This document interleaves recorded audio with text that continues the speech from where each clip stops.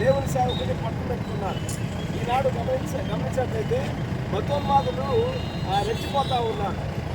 అన్యాయంగా పగడాల ప్రవీణ్ గారిని, ఆయన దేవుని సేవకుడు, ఆయన ఏమి మతాన్ని రెచ్చగొట్టలేదు, లేకపోతే కులాలను రెచ్చగొట్టలేదు, లేకపోతే ప్రాంతీయ భేదాలను సృష్టించలేదు. కానీ దేవుని వాక్యాన్ని కేవలం బోధించడం వల్ల కొంతమంది మతాధికారులు, మతోన్మాదులు రెచ్చగొట్టి ఆయన్ను అన్యాయంగా పట్టు పెట్టుకుంటారు ప్రవీణ్ పగడాల గారిని.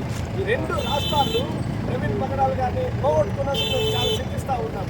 యావత్ 2 రాష్ట్రాలు ఉన్న క్రైస్తవులందరి మనోభావాలు దెబ్బతీశారు మతోన్మాదులు. ప్రవీణ్ పగడాల గారు ఒక మంచి దేవుని సేవకులు.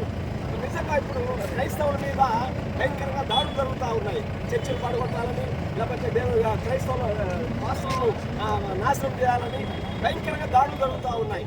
ఈ దాడులకు ఫుల్ స్టాప్ పెట్టడానికి ప్రతి ఒక్కరు మీరు ఆలోచించవలసిందిగా మేము మనం చేస్తున్నాం.